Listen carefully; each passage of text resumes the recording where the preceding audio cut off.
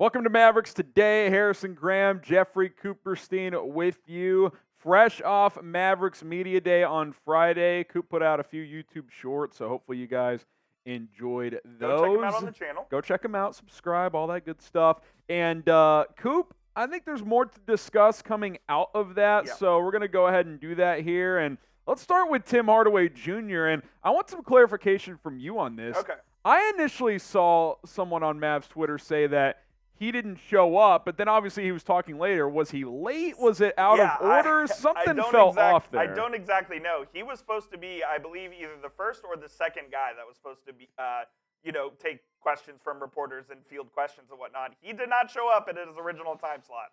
Read into that what you will. Not sure if he was late. Not sure if he was sick. Not sure if he was mad. But he didn't show up there, so he ended up going like second to last.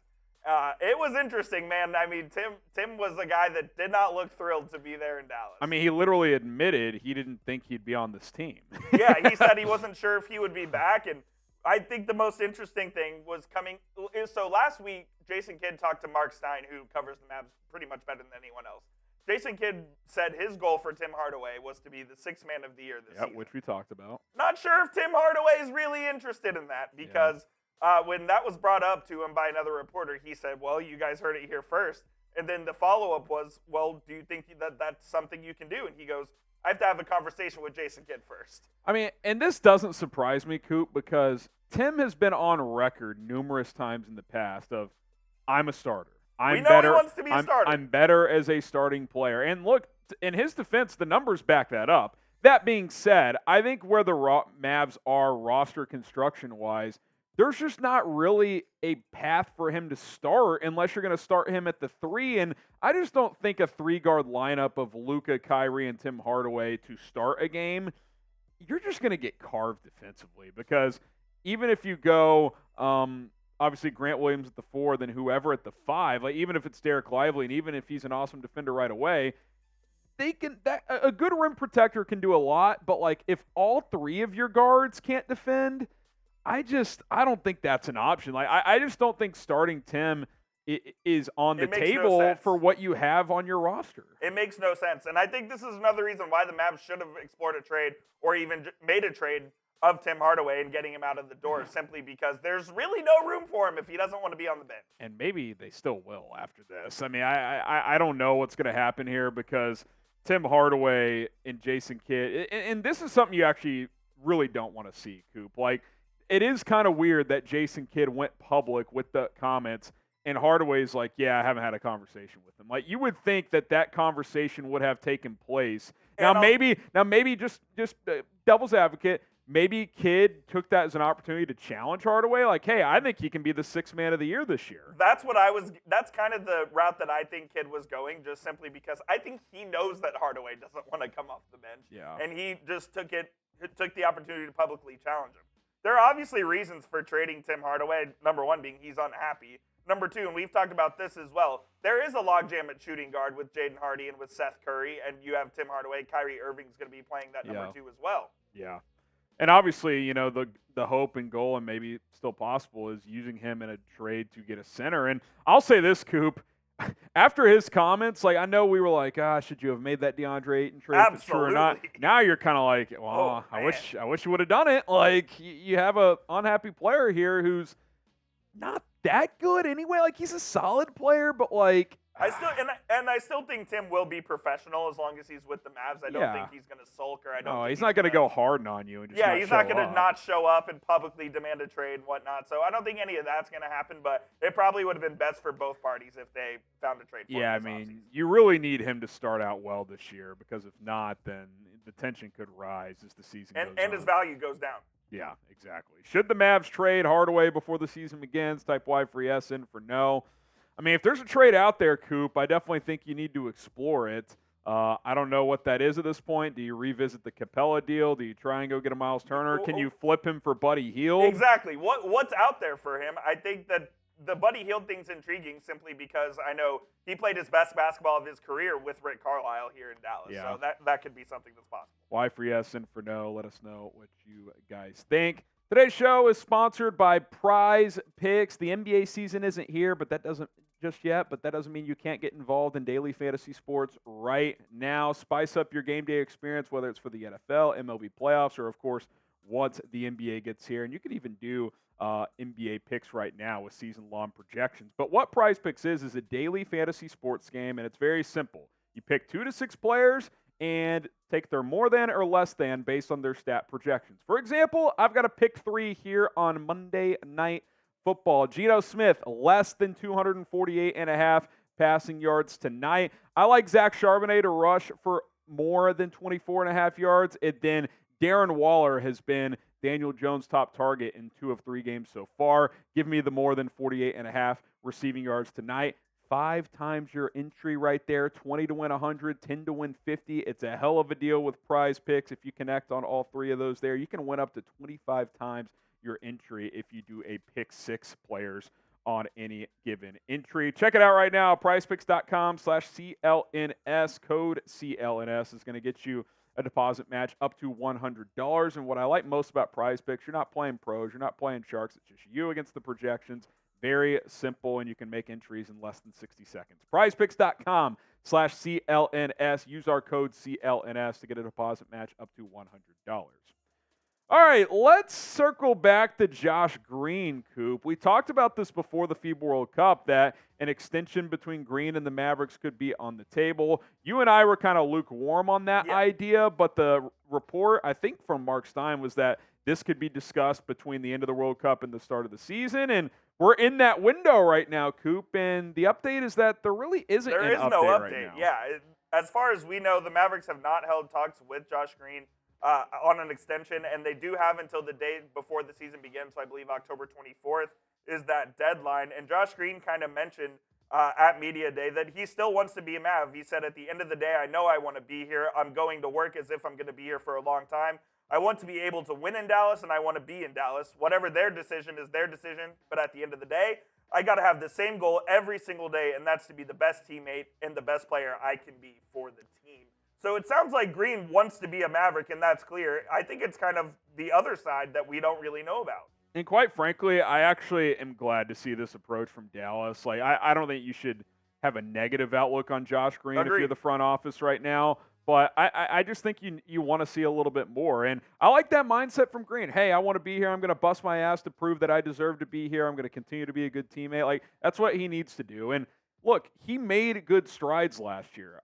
Coop and I are not dismissing that. If he can do that again, kind of do what Brunson did his time here and clearly improve every single year by clear metrics that you can point to. Like, if he's a 12, 13-point guy this year and the efficiency stays the same, Coop, I'll feel a lot different than I do right now.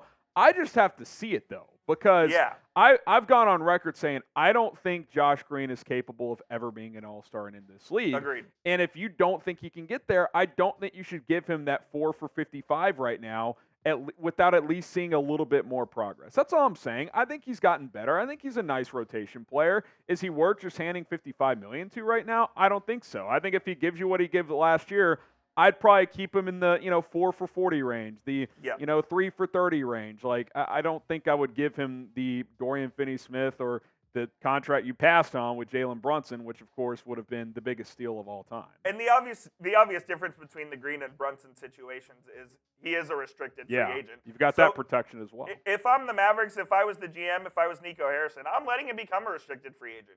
If he thinks he can go get a 4 for 60 deal on the open market, go let him do it. And if the Mavs really want to, they can match that and have him no problem. Yeah. So I think that's the proper route to take. We'll see if Green takes another step this year. He's probably going to be in that starting lineup as the starting 3, at least to begin the season. And if he takes that role and owns it and he accelerates what he did last year, I think there is room for the Mavericks to give him an extension the following season. But if it was me, I'm letting him go to restricted free agency. Yeah, I would rather end up having to pay slightly more after this year by matching a contract than writing a blank check for $55 million right now, and it not being worth it, and him just kind of being like, he's a quality bench defensive guard. Like that's not enough to get $13 to $14 million per year, in my opinion. What say you? Would you extend Josh Green right now? Type E for extend or W for wait.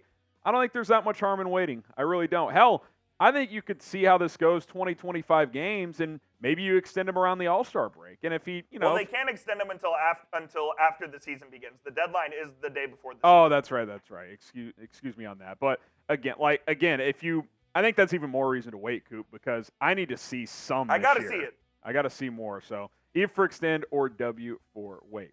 Guys, can you guys believe it? The Mavericks Thursday preseason opener is on Thursday. Subscribe. We'll have full coverage. I don't think we'll do any of these preseason international games for watch parties because A, it's hard to find a broadcast, and B, just have no idea who's going to play and the timing of these games and all that stuff is going to be tricky. But we do want to do some watch parties this year, so subscribe. Let's do it. Let's have a good time here on the channel. So I thought this was really interesting for Media Day. I sat in that interview room for approximately 2 hours.